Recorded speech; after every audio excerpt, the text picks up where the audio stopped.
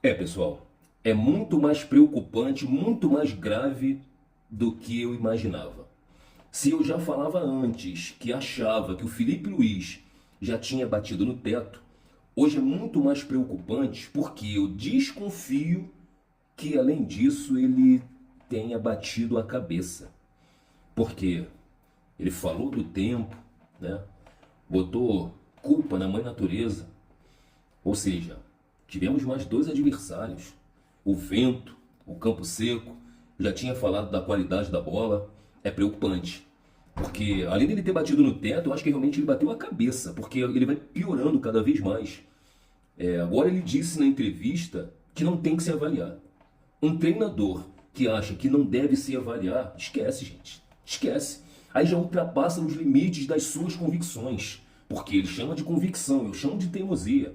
Quando o treinador acha que não tem que se avaliar, é o que ele pensa, ponto final e acabou. Ou seja, é muito mais grave, muito mais preocupante do que podemos imaginar.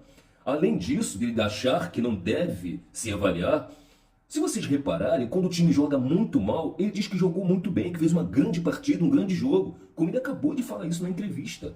Gente, é preocupante, muito, demais. Porque quando o atleta joga muito mal e é visível para todo mundo, ele ironiza uma pergunta de um repórter, quando diz que o atleta jogou mal, ele diz que jogou muito bem, fez uma partida espetacular. Gente, é muito preocupante, é grave. Será que vocês não estão vendo isso? Antes eu era chamado de hater, hater do Felipe Luiz, porque eu já falava dele já há bastante tempo, porque era notório, claro e evidente que ele precisava de ajustes, que ele precisava melhorar. Como todo mundo precisa na vida. Eu preciso, você precisa, todos nós precisamos. Mas era muito notório, era claro, muito evidente que o ano passado ele já cometia muitos erros. Os mesmos erros de hoje, que hoje estão muito mais evidentes, muito mais claro para todo mundo. Eu já via muita teimosia nele, já via muita demora para ele mexer, já via ele mexendo de maneira equivocada, tendo os seus preferidos para colocar em campo, tendo os que não eram preferidos atuando muito melhor. Só que o Flamengo estava bem defensivamente, o pessoal bem fisicamente, atuando bem e defensivamente jogando bem. O que aconteceu? Os nossos defensores ganhou muito jogo para nós.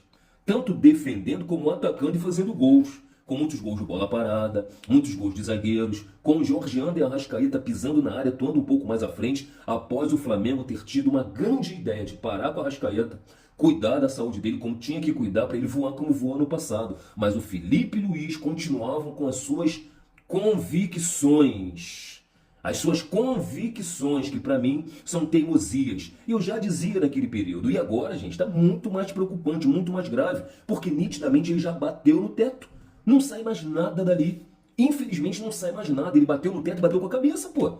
Porque a gente tá vendo o time jogar mal e dizer que jogou bem, o jogador jogar mal e falar que jogou bem, e ele acha que tá tudo bem, tá tudo tranquilo. Já bateu no torcedor, torcedor de rede social, os analistas de rede social, ou seja, só ele que entende o futebol. Ele acha que ele é algo que ele não é, que ele é quem ele não é.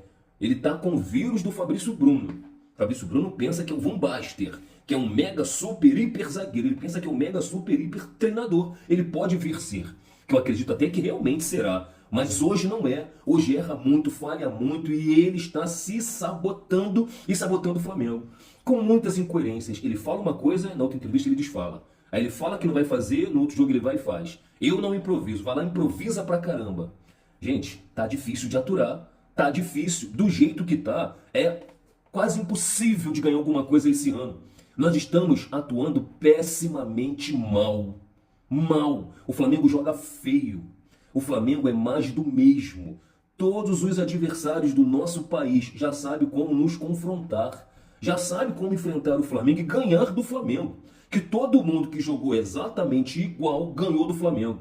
O Flamengo não tem estratégia, o Flamengo não tem saída, o Flamengo não tem repertório, não tem variação. O Flamengo do Felipe Luiz joga pessimamente mal. Tem um futebol com faturamento de bilhões e um futebol de centavos. Está muito ruim e eu não estou conseguindo ver melhora. Flamengo e Corinthians, final da Supercopa Rei do Brasil.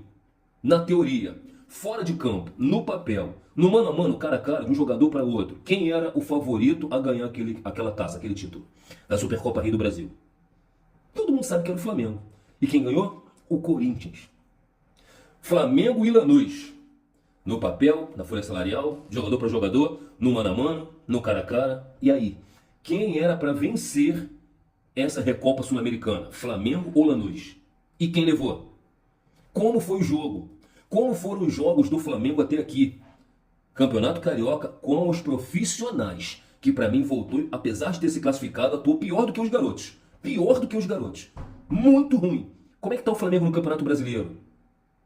Como que foi o Flamengo nessa disputa dessas duas taças? Gente, é uma calamidade. O Flamengo é um deserto de jogadas. Não tem associação, não tem triangulação, não tem ultrapassagem, não tem nada. O Flamengo joga feio demais. E arrisco em dizer para vocês aqui que o Flamengo frente ao Fluminense, eu tinha dito que era 70-30. Olha, depois de ontem, eu acho que é 90-10. O Fluminense está muito, mas muito, muito à frente, anos-luz. O Fluminense não está no início de temporada. O Fluminense não está atuando nesse início de temporada, já estava atuando antes. Qual a diferença? Me expliquem aí. Foi o Mundial? Foi o ano passado? Que tanto se fala do ano passado? Que ano passado, que 2025, que ganhou tudo, porque não sei o que, gente. Como que nós ganhamos o Campeonato Brasileiro?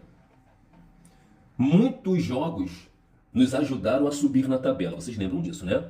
Muitos confrontos favoreceram a nossa elevação na tabela.